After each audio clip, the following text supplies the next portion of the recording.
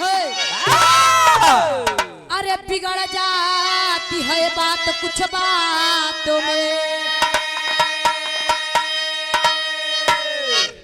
तो बात विष भी बने बात अमृत बने, बात बेबात होती है जज्बात में। तो बात वाले को ही बात लग जाती है, अरे बनाए अपना पराया सदा बात है।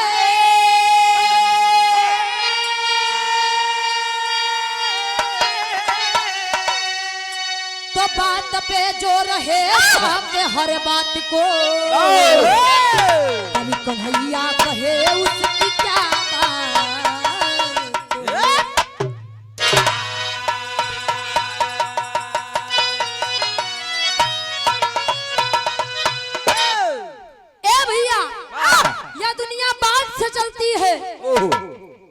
बात विष भी बने बात अमृत बने। यही बात कभी किसी के घर बसा देती है तो कभी किसी के घर उजाड़ देती है बाबूजी। यही बात विष बन जाती है, यही बात अमृत बन जाती है। ये दुनिया बात से चलती है। एक लाइन गजल हमारे गुरुजी वाली, हाय हाय हाय।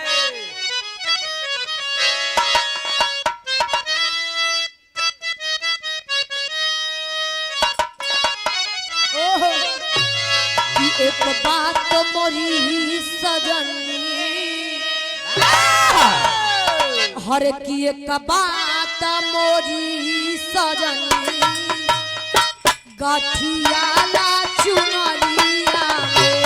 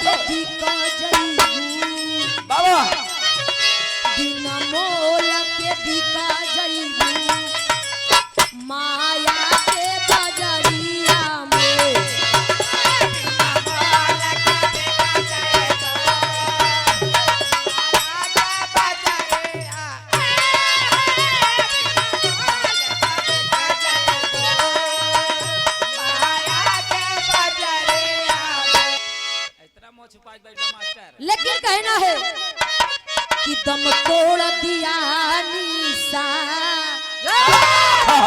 हर की दम तोड़ दिया निशा, उषा के दमनाया में।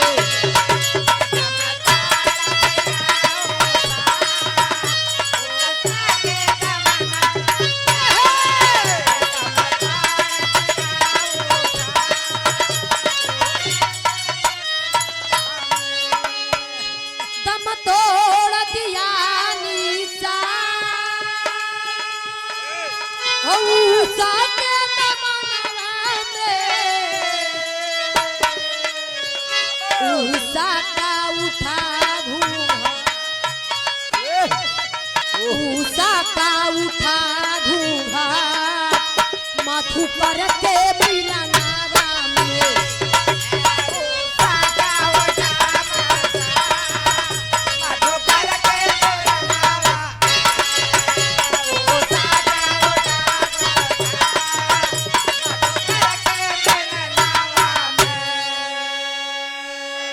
कहानी है वैसे स्टार्ट हो दबा नजम के भाव में कहना है, बजाई के बाद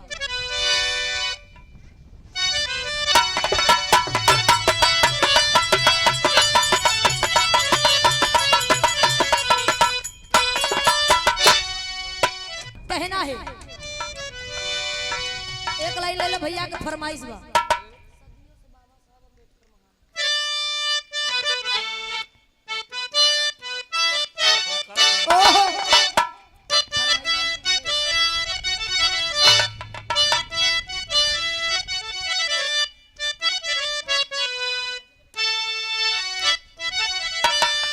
सदियों से बाबा साहब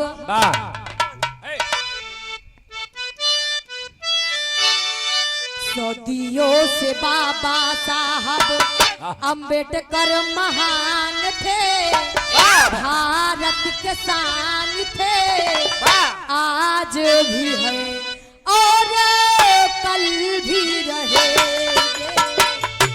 सदियों से बाबा साहब अंबेडकर महान थे, भारत के शान थे, आज भी है कल भी रहेंगे।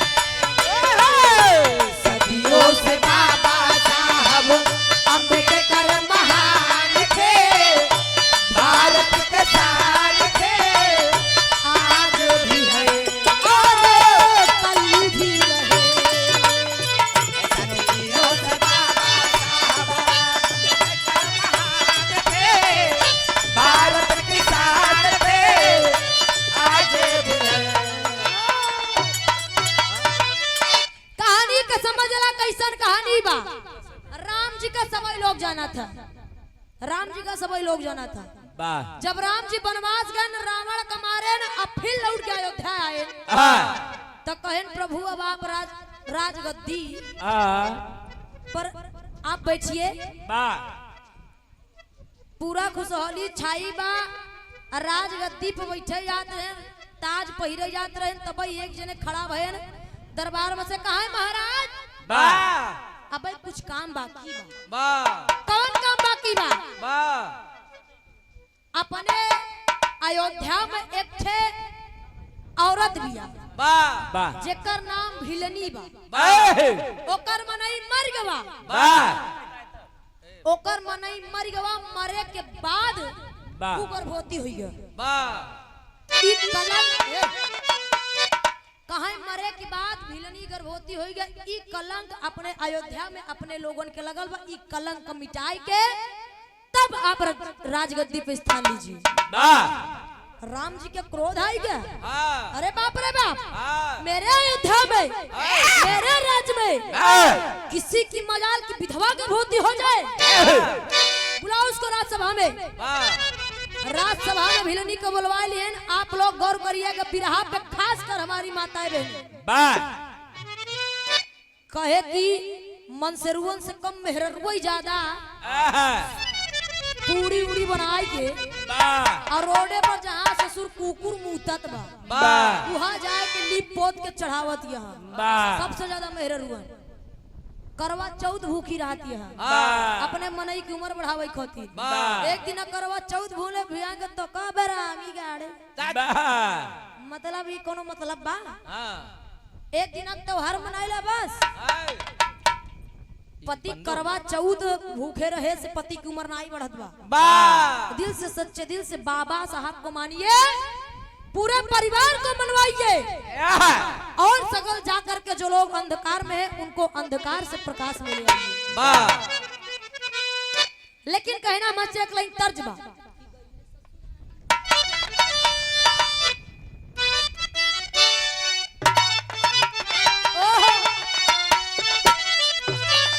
गईल ससुरारी हो गईल ससुरारी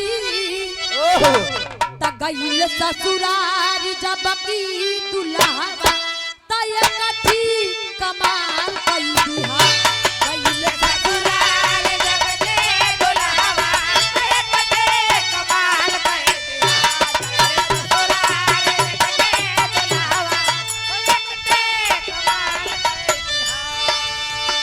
लेकिन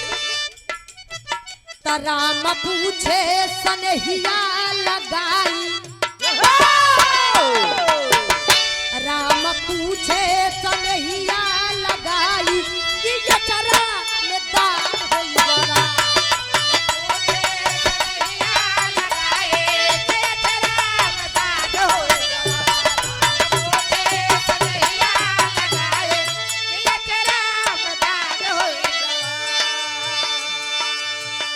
राम पूछे सनहिया लगाई या चरा में दाग हो के दाग हो के दाग होई गवा। बिना माली के फुलवा फुलाए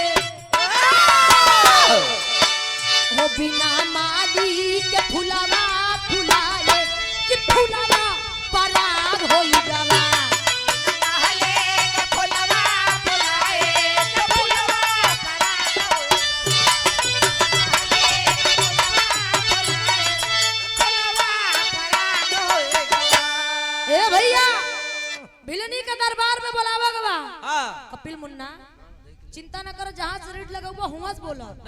काजल का कमजोर ना समझा। और कोनो दूसरे गवावई जाए ओमन न लगा दिया ने मुरमुरा के बैठ जाए बेचारा। ए भैया देखा जाए तो सूरज भैया, सूरज जी और काजल कोकिला जी वही रीड से गावत है। इधर देखिए भिलनी को दरबार में बुलवाया गया। भिलनी दरबार में आ गई। राम भगवान पूछे लगन का बुल खिलावतिया का भाई प्रभु बतावे तहार मनई मर गवा हैं? तू 10 साल से बेवा हो। और 10 साल से तुम विधवा हो और तुम गर्भवती कैसे हो गई? ये किसका बच्चा है बताओ? इसका नाम, इसके बाप का नाम बताओ। बाप रे बाप, भिलनी बिचारी खड़ी बा अंदर अंदर मुस्कियात बा।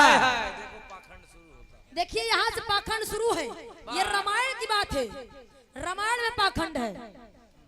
अब भिलनी मुस्कियात व फिर भिलनी बतावे ला कहे प्रभु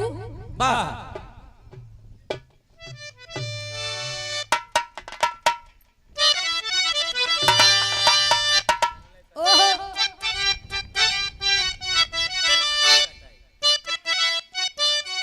अरे बाबा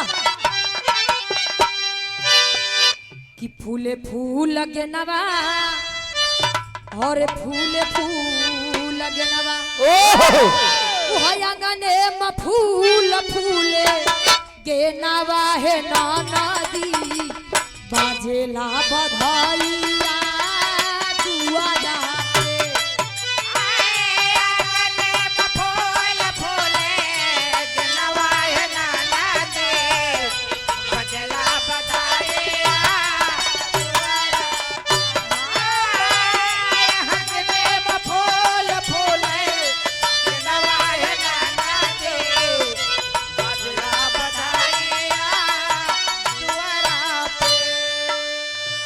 पुछली जावन बतिया, पुछली जावन बतिया हारे पुछली जावन बतिया ताये हम तोहा से भिलनी कहाई लगल रघु रैया से।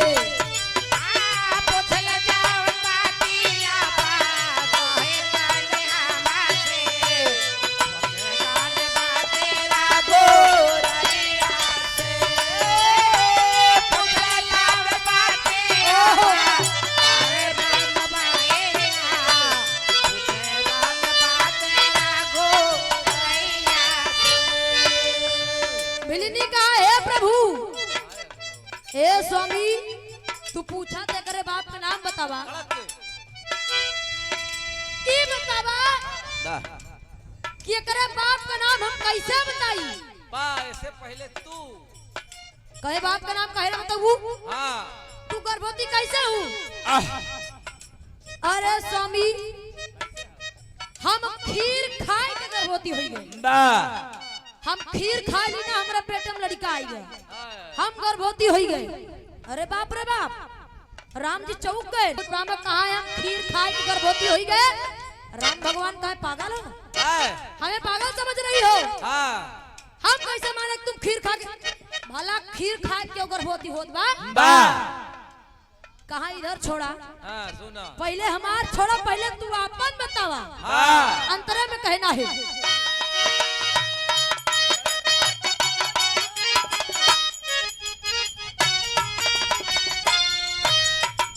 चक्रवर्ती राजा रहे अवधान रे हो।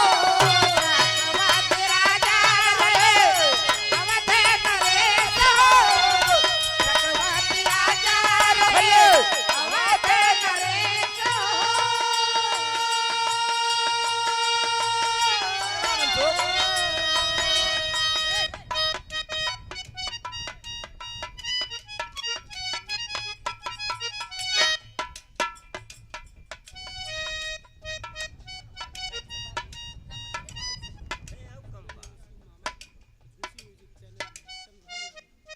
क्या बात है, ये आप सूरज यदुवंशी भैया जी के मामा जी चंद्रभान यादव जी, झूसी म्यूजिक, आपका तरफ से बहुत ढेर सारा आशीर्वाद, सुंदर से पुरस्कार और 100 रुपए का पुरस्कार देकर के सम्मान किया गया। बहुत बहुत प्रणाम बा।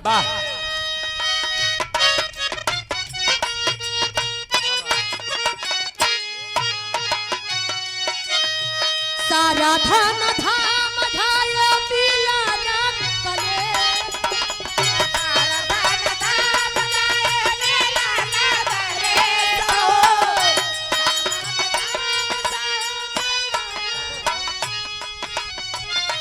हाजे खीर खाए चारो,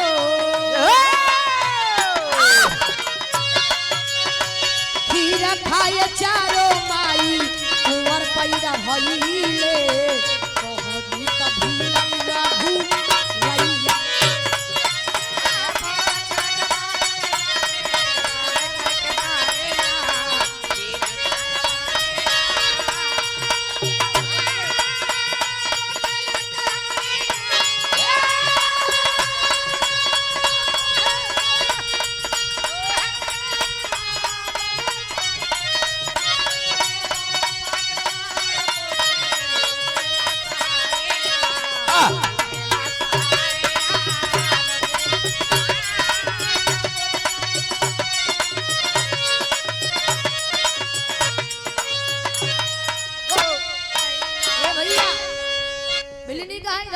हमार छोड़ा, हमार छोड़ा तू अपन बतावा। तहार बप्पा कहे तहार बाबू राजा दशरथ सगल गए, लेकिन तहरे माई के लड़का ना भई। और जब तहरे माई के लड़का ना भई तो तुहार माई का खाए रहे, तुहार माई का खाए के तू लोग पैदा भया। चारा भाई पैदा भया है। तू अपने बाप के बताओ ई बात। हम खीर खाए गर्भवती हो गई, तू अपने बाप के बतावा। तोहरे बाप का क्या नाम बा? अब भैया जी जब बताना पूछे न कि तोहरा माई खीर खाए रही, तोहर माई भी खीर खाए नहीं, तब तू लोग पैदा भया, तू अपने बाप का नाम बतावा। अरे हमारे बाप का नाम दशरथ है, और क्या है? हम कैसे माने कि तुम्हारे बाप का नाम दशरथ बा? तू हो तो खीर खाए पैदा भया है, ओकरे बाप का नाम खीरवा बा। अब जब इतना भिलनी कहे तब तक सीता उछल पड़ी। बाप रे बाप, हमारे पति का इतना कहा दिया, भगवान से इतना बतिया दिया। वही सीता उछल पड़ी। ए लड़की, कौन हो तुम? मेरे रहते हुए तुम मेरे पति से इस तरह की बात कहा है? सीता ठंडा जा, उछला ज्यादा ना। अच्छा तू ही बता दे इनके बाप का नाम। अरे तू सबको छोड़ो, तू अपने बाप के नाम बताई दे। तोहरे बाप के का नाम बा? अपने पति के बाप को छोड़ा, तू अपने बाप का नाम बतावा। तू तो धरती से पैदा भई हो, तोहार बाप गया है। अब जब इतना सुने तो सीता जी ठंडाई गई, मिरिंडा पी के। और जब सीता जी ठंडाई गए तो हनुमान जी उछल पड़े। हनुमान जी उछल पड़े, प्रभु जी मुझे बताइए, मैं इससे सवाल का जवाब ले रहा हूँ, मैं अभी इसको बता दे रहा हूँ। कहे जा तू ही लैला। अब हनुमान जी उछल के कहा, बता तू हमरे प्रभु और हमरे माता से इस तरह की बात कर रही हो? बिलनी फिर धई के वही रेलन कहा की बताओ। तोर बाप के है, तोरे तीन ठे बाप हैं। अब भगवान जाने कौने बाप के तू का दे लाया है। अपने सही वाले को बतावा। तहरे बाप का नाम बता, तहरे तीन ठे बाप है। ओनहु बेचारा सनक गए, और जब ओनहु सनक गए तब हईल का मास्टर तर्जमा।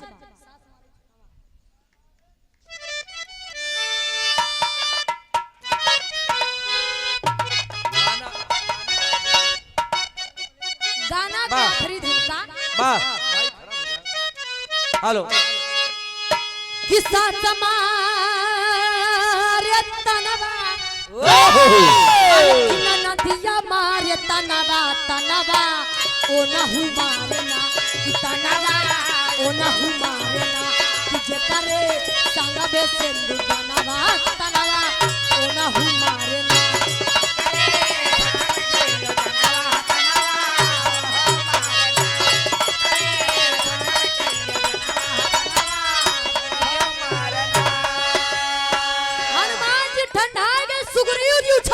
देखा भाई हमारा सामने टिक ना पाए और जब वो उछल के आ गए तो भाई का कहना है और एक गिरा बिस्तुता के समनवा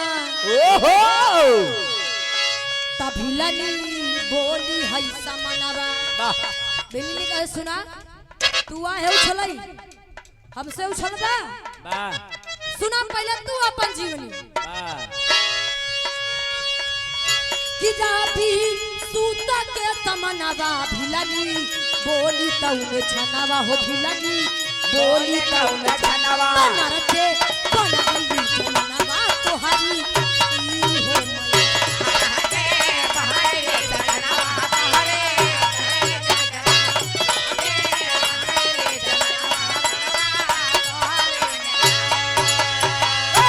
बिरहा साथ कट मगावत है मुन्ना ए भैया अब इधर जब सुग्रीव जी उछल के खड़ा हो गए कहा ए बिलनी कहा ए तू केकर बेटवा है सूर्य पुत्र के बेटवा है सूरज के पुत्र है तो तू सूरज कहाँ कहा थई वो वाल सूरज कहा थई कहा तू सूरज के पुत्र है यार तोहार माई नर से जनाना बन गया और तब तू पैदा भया तारे बाप के का नाम बतावा भला कौनो माटी से पैदा होत बा जमीने से भला कौनो पसीना से पैदा होत बा गणेश जी महिला से पैदा हो गया ना राम जी खीर खाए पैदा हो गए मकर ध्वज मछरी से पैदा हो गए और भगवान जाने कहे कहे इसके पैदा भा लेकिन कहना है पापट के भाव में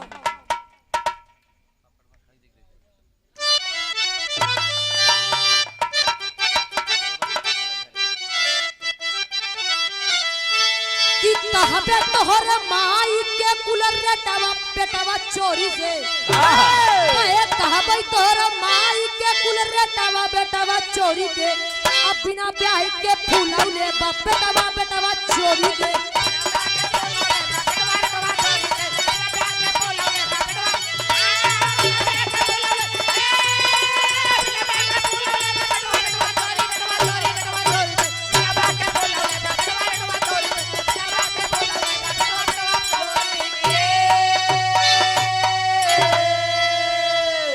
मुनि जी के कुटिया में रही मंदोदरी कुमारी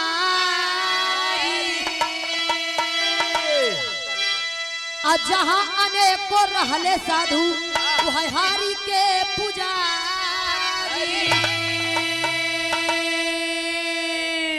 है अरे धोवत रही मुनि के लंगोटावा बेटावा चोरी के कहे कि धोवत रहली मुनि के लंगोटावा बेटावा चोरी के अब बिना पिया है फूलौले बाप बेटावा बेटावा चोरी के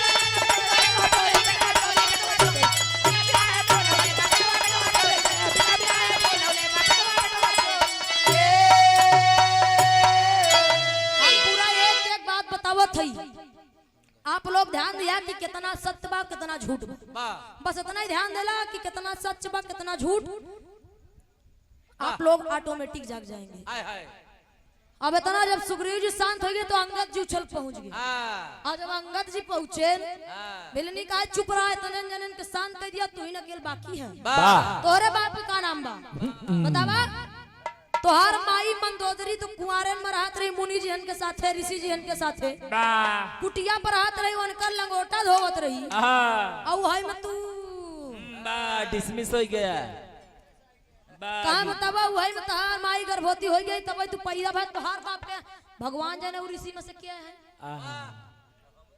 नहु बेचारे सनगा हमारे पेटे में आएगा तो तू बा लोग सब जने भाई हम खीर खाए हम गर्भवती हो गए पहले अपन बतावा फिर हमार बताया जब तना सब कहे जितना देवी देवता रहे सबके कान खड़ा हो गया बाप रे बाप ये तो सबके धोई डे सबके धो डे स्वर्ग लोक से ब्रह्मा विष्णु महेश सब आई गए और जब सब आई गए तो भइल का 2 लाइन हलैला फिर विराग समापन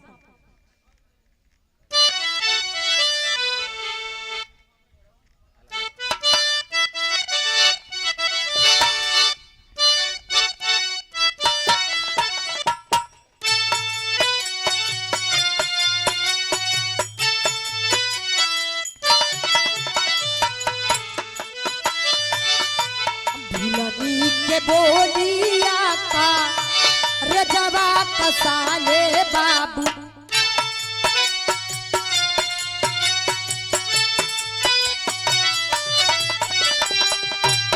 हो झूठे जा हसा पाही लागल बादारा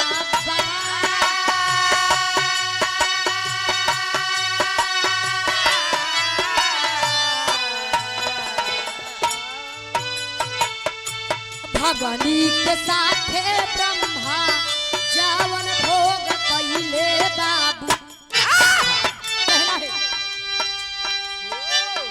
हरे जावन दुनिया में कहाए सिरजना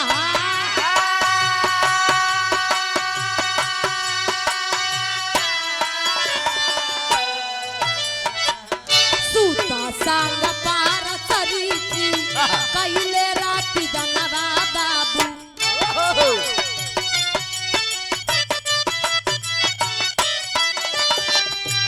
हारे जिनसे प्यासरी सी जी के भाई लयावा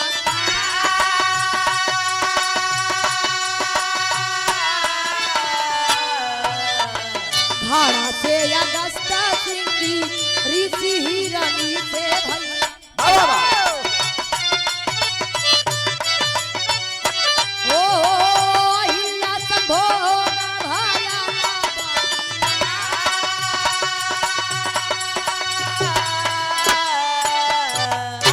बस यही आखिरी भाव हमार सुनला ध्यान से कि के भगवान में अके शैतान बा जब सब लोगन के बुलाए ब्रह्मा जी अपने भगनी के साथे रतिदान कैलन जौन की केवल पति पत्नी के साथे होई चाहे और केहू साथे ना होई चाहे पारस ऋषि अपने सुता के साथे रतिदान कैलन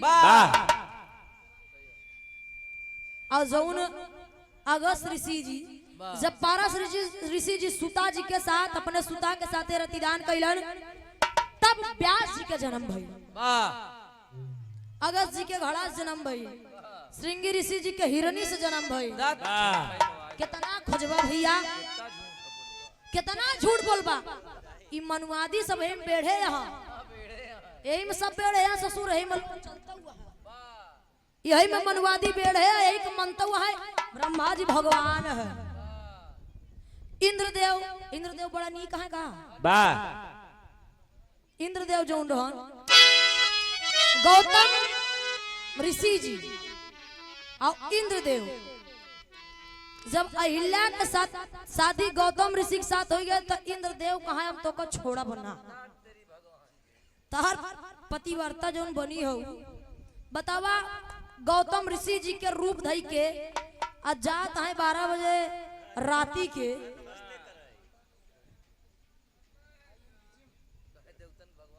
बतावा कहा देवतन के भगवान है वो गौरहन अहिल्या के साथे रतिदान करे ये हम कोनो कहा हम कहानी नहीं लिखत है ना कहानी बोलत है जौन लिखा तौन बतावत है जौन रामायण में लिखा बा तौन बतावत है भैया यही सब लिखा बा हाथ जोड़ के निवेदन बा कि जेका देखा था ई दुनिया में कोनो भगवान नहीं बा जेका देखा था ओका माना जिनके वजह से आज बढ़िया बढ़िया खाद पिया तो काला टाइट के जात हो ओका माना जौन पैदा कई के से पाल के कई देहन ओका माना सूरज भैया बताएं कि सबसे बड़ा माई बाप होता तो सबसे पहले माई बाप के पूजा करा जब माई बाप के पूजा कैलिस ओका कतो तीर्थ धाम जाए जरूरत नहीं बा लेकिन खड़ी में कहना है।